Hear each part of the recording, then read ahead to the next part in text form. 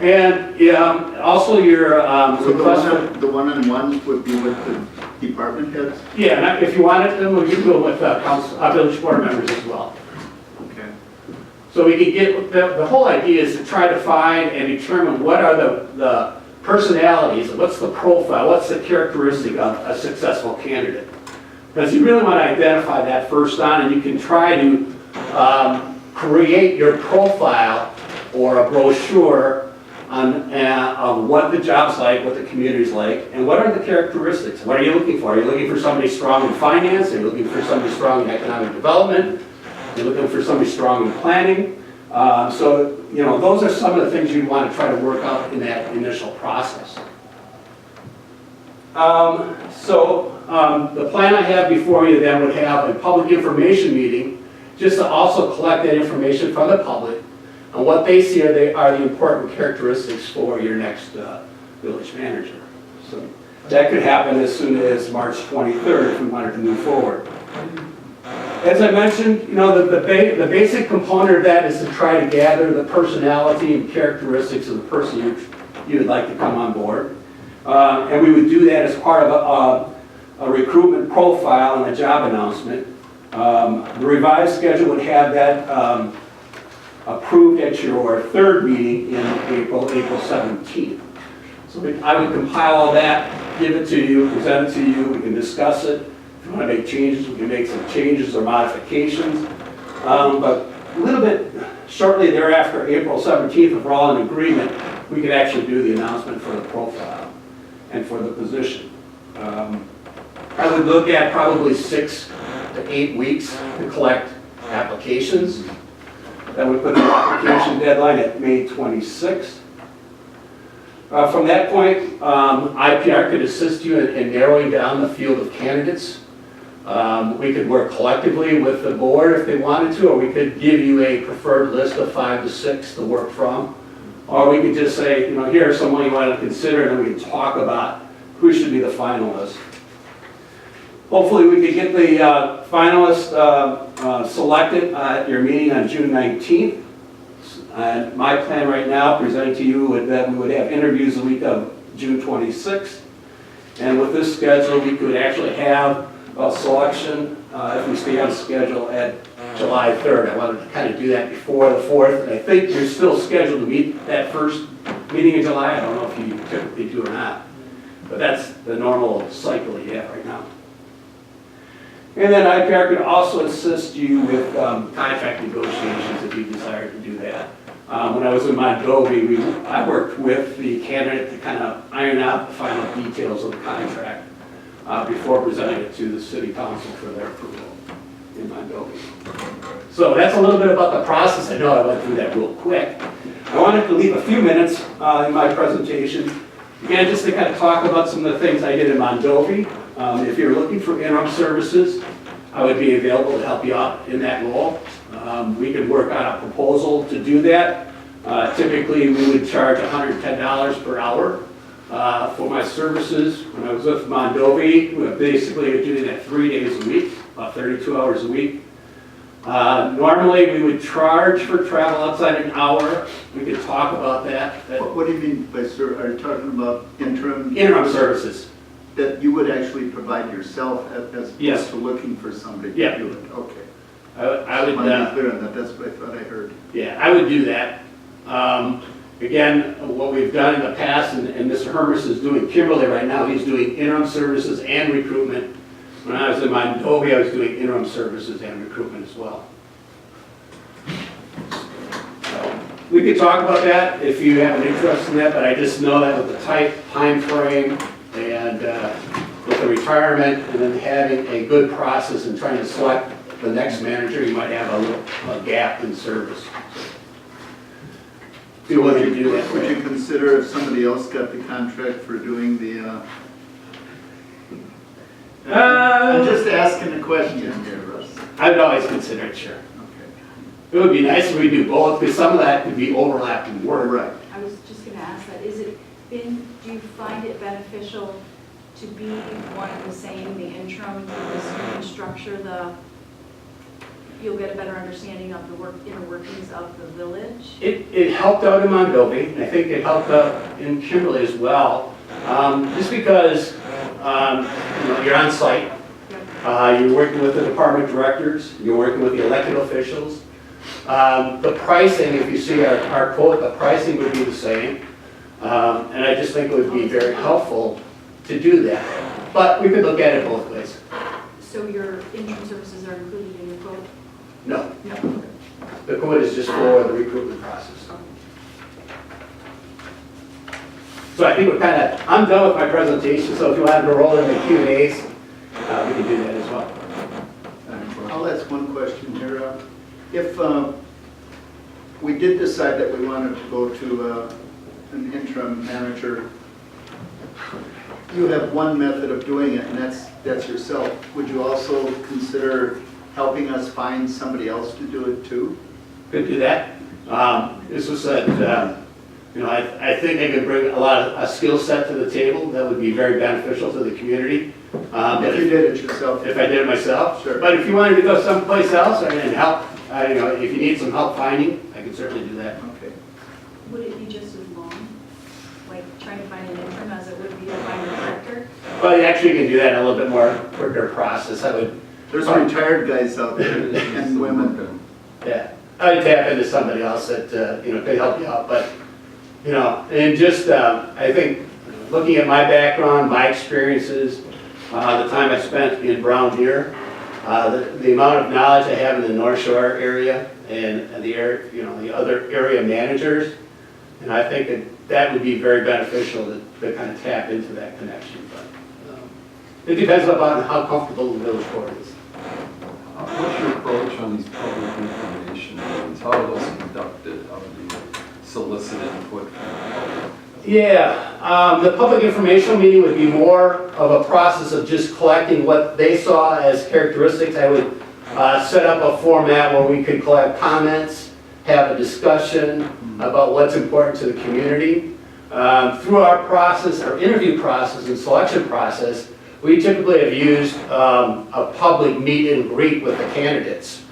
In that process in Mondovi and Kimberly, what we did was we had the 4 or 5 candidates, the finalists come in, meet with the public, have a little discussion, have the candidates give a 3 to 5 minute introductory statement, and basically just collect some feedback and help you get feedback from the community on maybe some of the strengths and weaknesses of the candidates. You don't really, I think in my experience, you don't really ask from the select one in that process, in the recruitment process, but just getting some feedback from the community on whether or not that person's approachable, how they would do within the community, and how they might be successful in the community. Don't you also look at having public meetings at the beginning of the process to help define the profile? Yeah, there would actually be two public information meetings as proposed. One would be prior to creating the profile, and one would be after the finals are selected and before the interview process. Where's the second one? Is that the June 26th?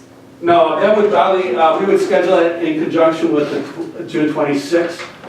Typically, we would like to do a meet and greet the evening before the interview. So if we interview on the 26th, we would have a meet and greet on the 25th. Because you're probably bringing candidates to the area anyways. You would do that. Your selection process would involve the village board. We did kind of a round robin approach in Mondovi and Kimberly where we brought the candidates in. We met with, in Mondovi's case, they had a separate hiring committee. They interviewed with the hiring committee. They interviewed with the department staff. And then they did a tour of the community. In Shorewood, I would envision that would be an interview with the village board. And then after they're done with that, they would meet with the department directors. After they're done with that, do a tour of the community. And we did a 4th step in our selection process. We actually had a written exercise to help them collect their thoughts, present their thoughts in writing, and so you can kind of see how their skill sets are in some of their written communication. What's your advertising strategy? Where would you be advertising? Sure. First of all, I think we would advertise through the International City County Management Association, ICMA. We would advertise in the Wisconsin City County Management Association, WCMA. We would also advertise in the League of Wisconsin Municipalities. We would try to connect into some of the social media networks, using Facebook and Twitter and those type of things.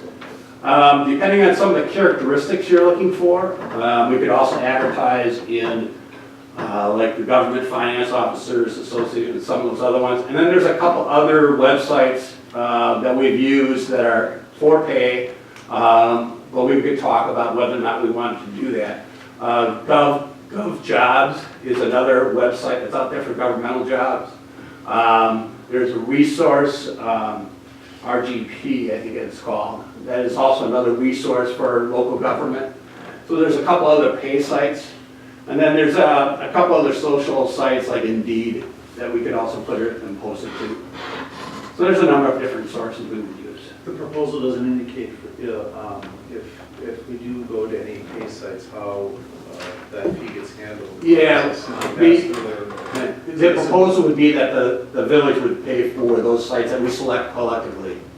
So there's cost to some of those national and government sites, and we could have a discussion on whether or not you wanted to recruit to that area or not. And it wasn't clear in your proposal, you had some hourly rates and then a not to exceed figure. Is that to say that you bill your projects on a time and materials? We would bill on a time and materials up to the maximum not to exceed. We kind of looked at the hours, including the meeting time, but we wanted to give you some comfort that we would not exceed a certain dollar amount. The timeline seems to be, that seems to be very short. If you look at the hours you're proposing, it's like 4 hours here, 2 hours here. Is that enough in your opinion? That's what we will bill you for.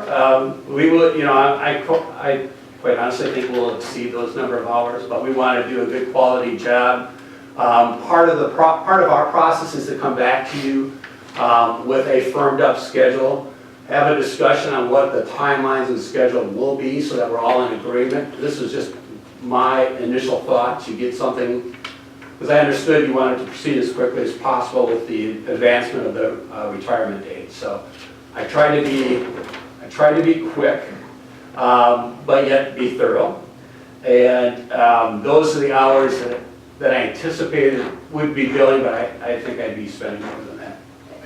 And I guess the question that was part of it was, if there was an interim director, in your professional opinion, do you think we might want to extend the timeline?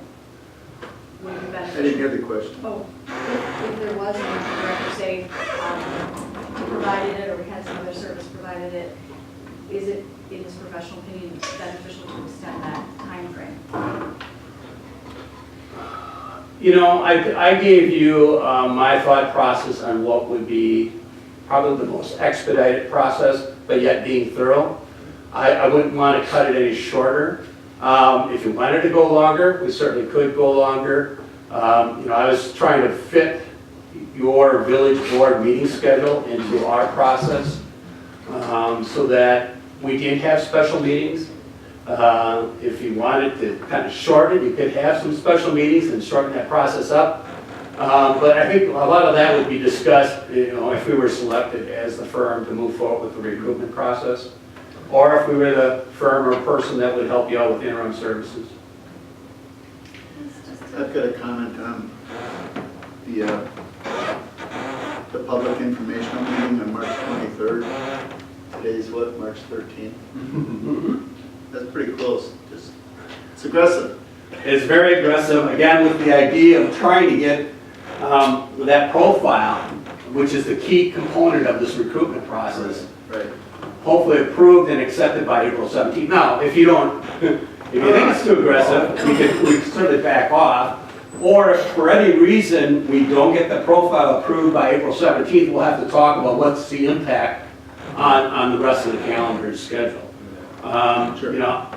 I've just found in my years of experience, you never try to put the elected body in a corner where they have to make a decision at a certain meeting date.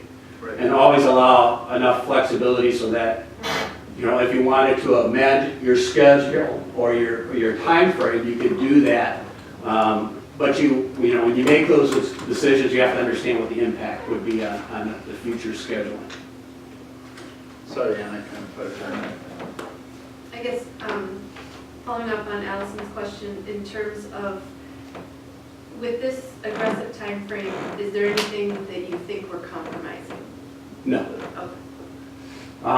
And I was, in just looking what we've done with other recruitment process, it's aggressive, but I think it's very doable, and holding true to our goal of trying to be as thorough in the process as possible. You know, again, I understand that the public informational meeting is really short. Again, you know, hopefully we can make some decisions on that if we were selected to move forward. You know, certainly that doesn't give you a lot of time if we talk about the process on the 20th to get, you know, public information out. It gives you a minimum of 3 days. But, you know, again, I think on a process like this, you probably want to be as thorough and inclusive as you can.